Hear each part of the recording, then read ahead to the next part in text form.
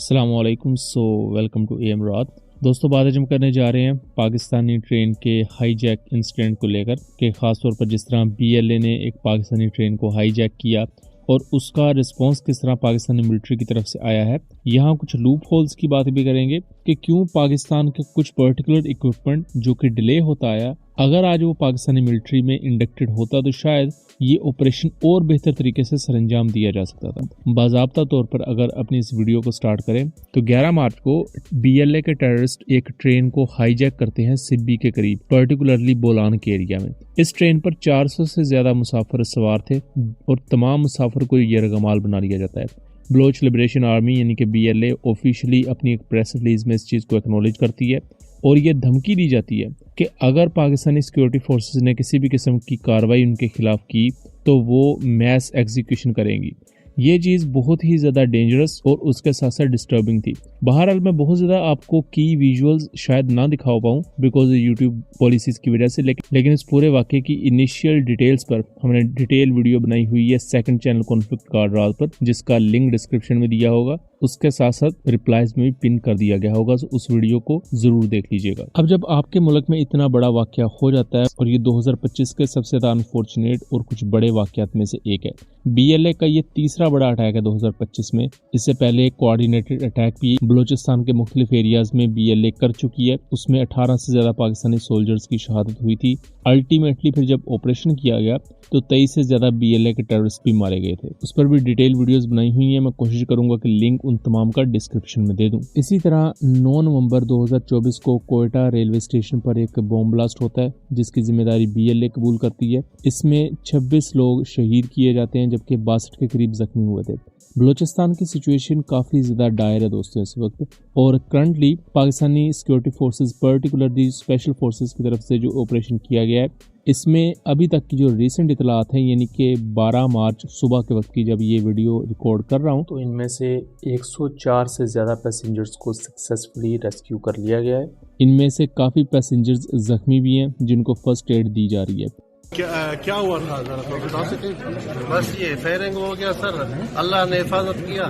फौजी लोगों का हिम्मत है, फिर भी यूएफसी वालों का हमको इधर तक ले आए, माशाल्लाह अल्हम्दुलिल्लाह शुक्र है। अभी तक की इनिशियल मालूमात के मुताबिक बीएलए ने 11 सिविलियंस को शहीद किया है जिनमें 2 बच्चे भी शामिल है और कुछ खवातीन भी शामिल है। इसके साथ साथ कुछ फेक वीडियोस भी सोशल मीडिया पर बहुत ज्यादा फैलाई जा रही हैं। पाकिस्तानी सिक्योरिटी फोर्सेस का ये ऑपरेशन तो काफी ज्यादा बेहतर रहा जिसमें उन्होंने इन होस्टेजेस को सक्सेसफुली रेस्क्यू कर लिया है, लेकिन स्टिल यहाँ मसला ये है कि 100 से ज्यादा कैप्टिव अभी भी बीएलए की हिरासत में है, जो कि बहुत ज्यादा कंसर्निंग चीज है। बीएलए के काफी टेररिस्ट इस ट्रेन को छोड़कर पहाड़ी दर्रों की तरफ जब भागते हैं तो सिक्योरिटी फोर्सेस की तरफ से इनका घेराव किया जाता है और इनका ताकुब किया जाता है, और पाकिस्तानी कोबरा अटैक हेलीकॉप्टर्स के थ्रू भी इस ऑपरेशन को कैरी आउट किया जा रहा है। और रिसेंट इतलात के मुताबिक 16 से लेकर 30 के दरमियान बीएलए टेररिस्ट मरने की इतलात हैं। ये वो फिगर्स हैं जो मुख्तलिफ ओसेंट अकाउंट्स क्लेम कर रहे हैं। अब ये जो ट्रेन कैप्चर की गई थी ये कोई थोड़े टेररिस्ट ने नहीं की थी, इसके लिए अच्छी खासी इनकी मैन पावर थी, जो कि ट्रेन को भी जिन्होंने कैप्चर किया और इर्द गिर्द की पहाड़ियों पर भी पोजीशन संभाल के बैठे हुए थे। अनफॉर्चुनेटली दोस्तों, इस पूरे वाक्य को हमारे मुल्क में बहुत से जो हल्के हैं वो अपने पॉलिटिकल गेन्स के लिए भी यूज कर रहे हैं। मैं किसी का नुमाइंदा या किसी के साइड पर तो नहीं हूँ, बट ये बहुत ज्यादा अनफॉर्चुनेट है कि जहाँ आपके सिविलियंस इतनी ज्यादा खतरनाक कंडीशन में फंसे हों और वहाँ हमारे मुल्क में ही उस चीज पर कंसेंसस नहीं हो पा रहा कि बीएलए के टेररिस्ट के खिलाफ मिलकर आवाज उठाई जाए ताकि हुकूमत भी कुछ अकल के नाखुन ले और इन टेररिस्ट के खिलाफ कोई कार्रवाई करे, बजाय के सोई हुई हुकूमत को जगाने के हर बंदा अपनी ही बांसुरी बजाकर अपना ही नैरेटिव फैलाई जा रहा है। इसके साथ साथ यहाँ कोबरा अटैक हेलीकॉप्टर्स को भी काफी ज्यादा एक्टिव देखा गया है, लेकिन यहाँ क्वेश्चन ये है कि ये आज से कई साल पुराने, कई दहाई पुराने कोबरा अटैक हेलीकॉप्टर्स जो कि पाकिस्तान आर्मी एविएशन की तरफ से ये ऑपरेशन सरंजाम देने के लिए यहाँ डिप्लॉय किए गए हैं। अब ये ऑपरेशन रात के वक्त जो ज्यादातर किया गया है, सर्च ऑपरेशन था बेसिकली। इन कोबरा अटैक हेलीकॉप्टर्स में ऑब्वियसली टारगेट साइट सिस्टम आपके पास होता है जिसे इलेक्ट्रो ऑप्टिकल सिस्टम कह सकते हैं, लेकिन इसका टारगेट साइट सिस्टम काफी पुराना है। तो ऐसे हेलीकॉप्टर के साथ ना तो आपको प्रॉपर फायर पावर मिल पा रही है बिकॉज अमेरिका ने हेल फायर मिसाइल्स इन कोबरा अटैक हेलीकॉप्टर्स के साथ नहीं दिए थे, और इनका इलेक्ट्रो ऑप्टिकल सिस्टम भी काफ़ी पुराना है जो फॉरवर्ड लुकिंग इंफ्रारेड सिस्टम होता है, जो कि नाइट विजन में भी आपको कई मामलों में मदद कर रहा होता है।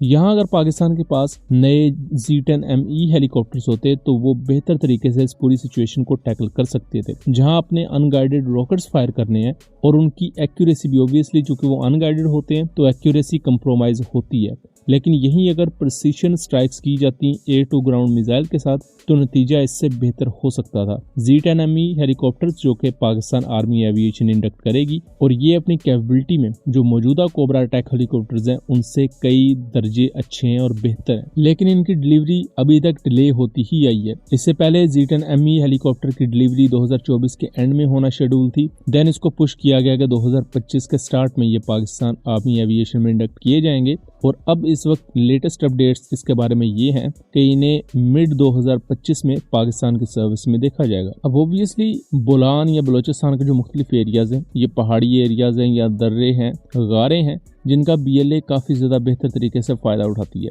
ऐसे सिचुएशन में एक बेहतर अटैक हेलीकॉप्टर आपके पास हो और उसकी फायर पावर का प्रॉपर पोटेंशियल भी आप उठा सकते हो तो वो ज्यादा आपको एज प्रोवाइड करता है ऐसी हॉस्टाइल सिचुएशन में। इस तमाम सिचुएशन के बाद अगर हम जरा गवर्नमेंट लेवल पर इस पूरे वाक्य की बात कर लें तो इससे पहले जब कोयटा रेलवे स्टेशन पर ब्लास्ट हुआ, कई लोग शहीद कर दिए गए, तो तब ये बात कही गई कि पाकिस्तान ऑपरेशन अज़्म इस्तेहकाम शुरू करेगा और बलूचिस्तान में कम्प्लीटली टेररिज्म के खात्मे के लिए मिलिट्री ऑपरेशन किया जाएगा। लेकिन अनफॉर्चुनेटली उस पर किसी भी किस्म का अमल दरामद नहीं हुआ, जो कहीं ना कहीं बताता है कि हमारी लीडरशिप में पॉलिटिकल विल ही नहीं है कि एक बड़ा फैसला लिया जा सके।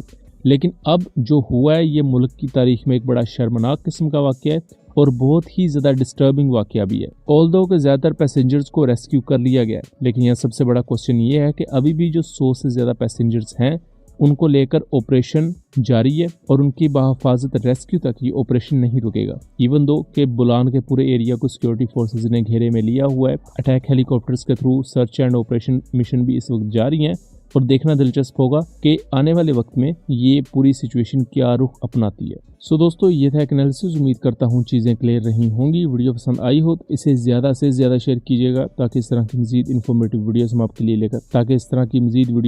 लिए लेकर हाजिर हो सकें। मिलेंगे अगली वीडियो में, तब तक के लिए अल्लाह हाफिज़।